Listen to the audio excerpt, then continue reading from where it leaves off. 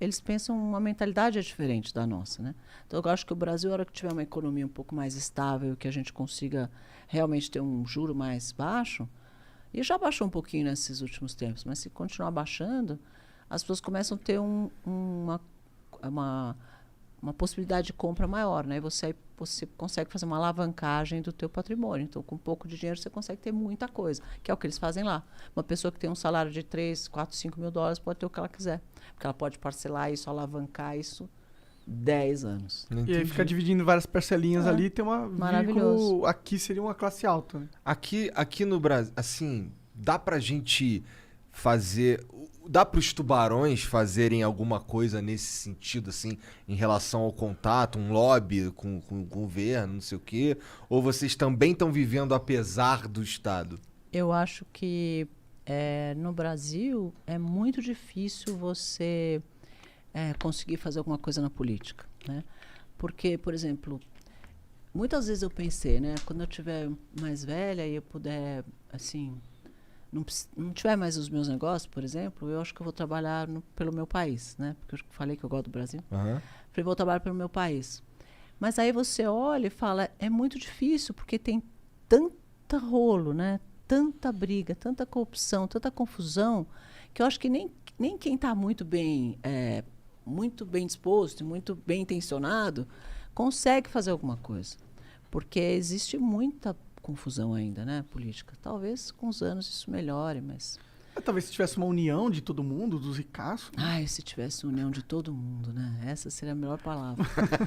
Né?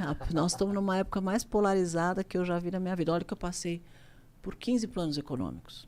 Eu vi hiperinflação, vi confisco, vi cada coisa surreal. Vi mudar o nome da moeda 3 vezes, vi tirar 3 vezes, tirar 3 vezes. Né? Imagina empreender nessa época, devia ser loucura. Não, Na época da inflação. eu lembro de uns. 80% de inflação, eu trocava o preço 2 vezes por dia. Nossa, devia ser muito chato, Cara, mano. eu Muito lembro, chato. eu lembro a Casa e Vídeo lá no Rio, que eles vendiam a prazo e diziam assim, 50% de juros apenas, tá ligado? Surreal. Os bagulho assim sinistro. Isso Minha mãe, quando chegava o dinheiro lá em casa, minha mãe já mandava correndo no mercado pra comprar logo. Porque E você no tinha dia seguinte loja mudava o naquela preço. época, a fábrica? Eu já tinha a fitoervas. E como que era essa loucura? Como que era ter uma indústria na época da inflação máxima? Maluco. Completamente maluco. Você imagina que às 8 horas da manhã eu trocava o preço e às 4 horas da tarde eu trocava o preço de novo.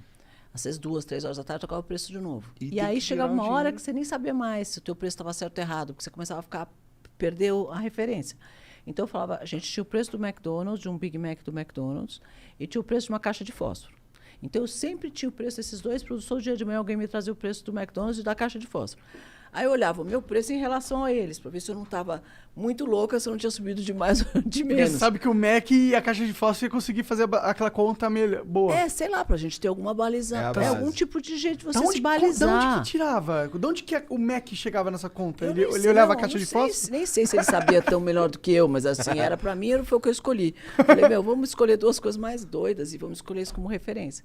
E aí escolhi esses preços. O Mac é uma boa referência, né? Na minha opinião, né? Mas chegou uma época que, se eu não me engano, a referência era o FIR, que é Nossa, uma... um que índice. É um índice aí, pá, não sei o quê. E, cara, isso aí a gente tá falando de 91, 92, não é? Por aí. Foi quando... Foi em 1990, que era o Collor, o presidente da época, ele tirou a hiperinflação e fez o confisco. Que foi, pra mim, essa foi a coisa mais louca que eu vi. Assim, espero nunca viver um negócio mais louco que nem esse. Imagina você acordar de manhã e você ter R$50 na conta da empresa e da pessoa física. E eles tiraram o dinheiro das pessoas na poupança também. Então, por exemplo, o governo a vida inteira fez grandes campanhas para as famílias fazerem poupança e poupar o dinheiro dos filhos. Olha, faz uma poupança para o seu filho quando ele nascer. Então, as avós davam poupança de presente para os netos. O pai comprava uma poupança porque o dia que você casar, você vai comprar um apartamento. Ou o dia que você se formar, você abre a sua empresa, abre o seu consultório com esse dinheiro, sei lá. Então, todo mundo tinha uma cadeia de poupança. Os caras foram lá e congelaram a poupança, a conta corrente, tudo de todo mundo. Aí ficou o país inteiro com R$50 no bolso. Todo mundo. Aí eu cheguei na fábrica, eu tinha 800 funcionários naquela época. Cheguei na fábrica, Tava todo mundo assim, com o olho arregalado, me esperando entrar, né? E aí falaram, e aí? Como é que nós vamos fazer? Falei, olha, não tenho a menor ideia. Começa a pagar a luz, porque os R$50 não paga nem a conta de luz da fábrica. Era surreal, não pagava a minha conta de luz da fábrica. Mas não pagava água, luz, telefone e tudo. Não pagava. Eu falei, ó, começa a pagar a luz, porque a gente não tem dinheiro nem para pagar a luz. E aí, pagou? Mas como, e o que aconteceu depois? Foi a época mais louca de todas, assim. Aí eles devolveram? Muita gente se matou. Muita gente se matou. Muita gente se matou. Você imagina, eu tinha uma amiga que tem 3 filhos. Uma história paralela. E ela tinha separado do marido, pegou um dinheiro, falou, olha, eu vou pegar esse dinheiro da casa que sobrou para mim, vou vender a casa e vou comprar um apartamento menor e a gente vai viver com esse dinheiro. Então, ela vendeu a casa, fez o negócio do apartamento menor, combinou com o cara que ia pagar, sei lá, amanhã, e vendeu a casa dela, recebeu o dinheiro, pôs no banco, congelaram o dinheiro. E ela ficou na rua, porque ela não podia pagar o apartamento menor que ela comprou, porque ela não tinha dinheiro, e não podia voltar para casa dela que ela tinha vendido, e não tinha o dinheiro, porque o dinheiro ficou preso no banco. Caralho. Aconteceu isso com um monte de gente. Meu pai nessa época empreendia também. Alguns clientes dele foram pro espaço e alguns outros se mataram Um mesmo. monte de gente se matou. Um monte de gente se matou. Foi o maior índice de suicídio. Que loucura Porque essa as pessoas porra, né? piraram. Quanto tempo demorou para os caras devolverem a grana? Ai, eu nunca me devolvi. Na verdade, nunca devolveram direito. Foi 1 ano e 8 meses depois que isso foi sendo... Na verdade, o que eles fizeram? Um ano e 8 meses depois? Olha o que aconteceu. Eles fizeram um sistema de... Você podia ir desbloqueando o seu dinheiro. Então, por exemplo, eu podia desbloquear o dinheiro da minha folha de pagamento. Então, eu tinha que provar que eu tinha uma folha de pagamento. Eu ia até o banco, o cara me dava em dinheiro o valor exatamente da minha folha de pagamento. Eu ia para o escritório, pegava um monte de envelopezinho. Eu tinha 800 funcionários. Eu tinha que pôr no envelope o dinheiro de cada um e entregar o dinheiro para as pessoas. E assim foi indo. Eu conseguia desbloquear. Então, por exemplo, eu podia desbloquear se eu tivesse que pagar um empréstimo, se eu tivesse que pagar um imposto, eu ia lá, provava que eu tinha esse negócio e conseguia desbloquear. O que eles conseguiram com isso? Empurrar a economia um tempão sem ter dinheiro girando, para baixar a inflação, porque a inflação era 80%. Entendi. Então, era uma... Obviamente não deu certo, nada deu certo, porque aquele negócio era uma loucura, um sistema completamente maluco. Mas isso foi fazendo esse desbloqueio acontecer. E eu, graças a Deus, eu não tinha salário naquela época. Então, eu inventei um salário. Falei, olha, eu vou falar que eu ganhava, sei lá, R$5.000, 50 mil, sei lá quanto era. E pus isso na folha de pagamento. Aí eu chegava lá, desbloqueava o meu salário. Com o meu salário, eu pagava água, luz, não sei o quê, a matéria-prima, não sei o que tal. E aí eu consegui fazer a empresa começar a girar devagarzinho com aquele dinheiro que eu, teoricamente, retirava, que era para o meu salário, entendeu? E aí eu fui pondo no giro da empresa para fazer a empresa continuar a andar. Cara, porque senão eu pagava os funcionários, mas não tinha o que fazer, porque não tinha mão de obra, não tinha matéria-prima. Mas tinha demanda para a empresa naquela época com essa situação? Tinha, porque o supermercado sempre existe, certo? É claro. Sim. Você Nem na pega- pandemia pararam, né? Você pega o seu salário, você vai no supermercado comprar comida. Então, Sim. você tinha que comprar shampoo. Eu fabricava shampoo, você tem que comprar shampoo. Verdade. Aí, como eu na época, não entendia muito de financeiro, nunca foi muito bom, uma dentista que não sabe fazer a conta, eu aplicava todo o dinheiro que eu tinha na época da hiperinflação em estoque de matéria-prima. Olha que louco. E eu tinha muita matéria-prima em estoque. Então, eu tinha matéria-prima para fazer produto. isso era Então, eu uma dúvida que eu fabriquei tinha. produtos, e aí eu vendia no mercado, que na época as multinacionais estavam todas bloqueadas, não conseguiam fabricar nada, travou geral. E eu chegava no mercado e falava, vocês querem shampoo? Eu tenho.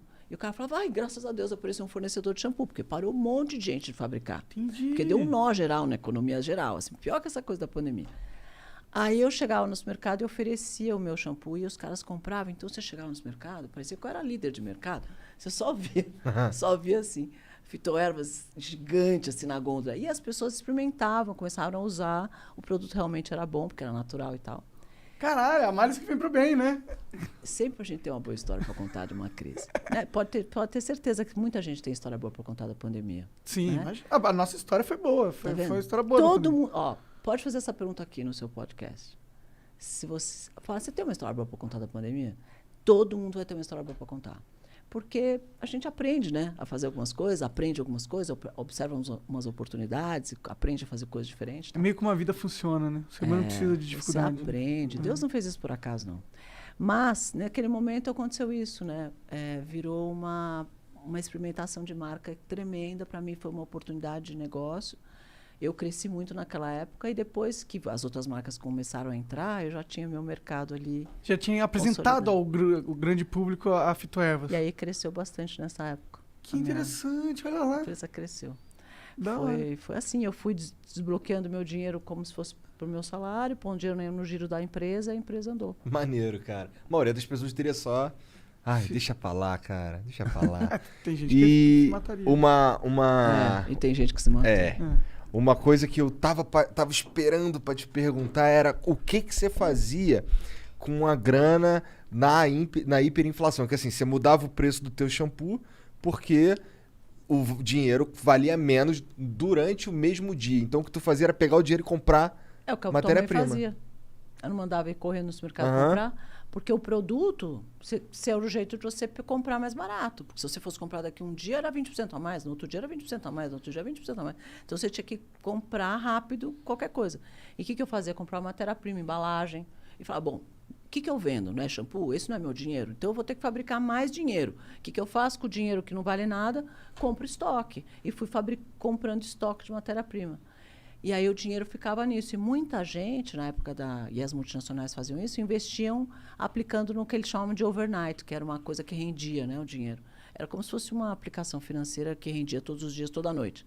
Então, você aplicando no overnight e ganhando dinheiro com dinheiro mesmo. Dinheiro na bolsa de valores. Vai. E eu não, eu aplicava em matéria-prima, porque aquele negócio era muito complicado, esse negócio de overnight virava, mudava, a taxa mudava, a inflação mudava, e mudava o negócio. Eu falei, meu Deus, estou perdendo dinheiro. Eu falei, quer saber?